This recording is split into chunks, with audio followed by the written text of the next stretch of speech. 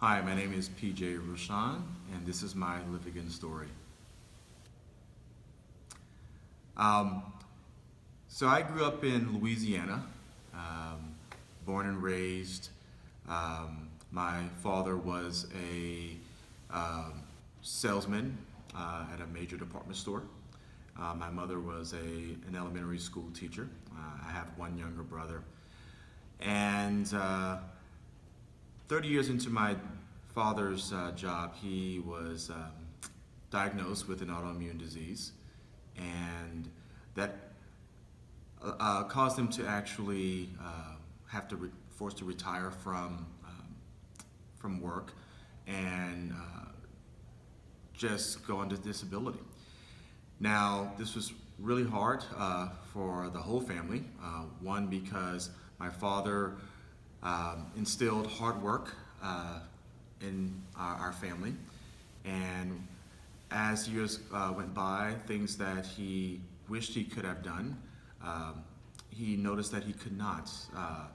It's like picking up a gas can to put gas in a lawnmower to cut our grass. That really touched us a lot whenever he could not do that.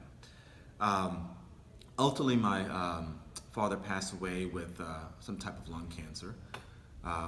But before that, about every year he was hospitalized for pneumonia for a couple of weeks while I was actually in middle and high school. And I can remember going into, spending the night with him in the hospital because my brother was younger and my mother would pretty much go home with him, and I would be just picked up from the hospital and brought to school.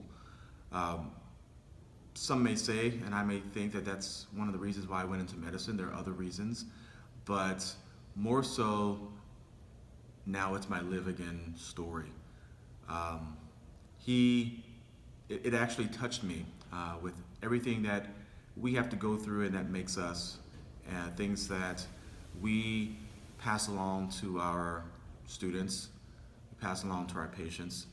And it allows us to sometimes identify a little bit better with our patients when a lot of times we're following just algorithms and this is how we should do it because this is what science is telling us. But the holistic approach and the psychological approach means a lot whenever you're dealing with your patient. And that goes along with the patients that I treat today. Getting bogged down with, well, because you have this, I can try to treat that. But these days, sometimes we just need to take a step back and see, well, why are we doing it? What is our outcome? What's the quality of life? And these are things that I learn on a daily basis, and I try to teach my fellows, residents, and medical students. I have certain patients that come back to me, even though I'm not really treating their liver disease anymore because they're too far gone. But they're coming back to me because, I quote, because you're my doctor. I have patients who I still treat who are too old to be on the transplant list.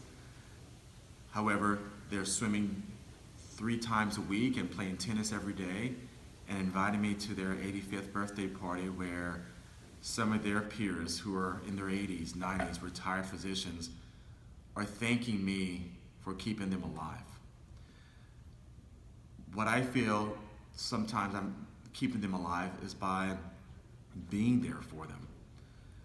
I get criticized a lot of times because my clinics are full.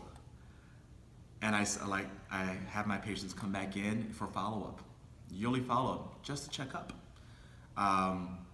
Of course, I want to make sure that I'm doing something for them. Being their doctor, see if I can improve their quality of life through simple drainages of fluid, having them come back and say, hey, if you need a thoracentesis, we're here for you.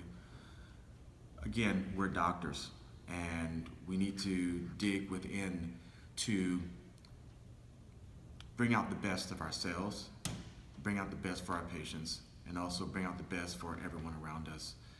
And through this project, we can actually do that and share our stories with everyone.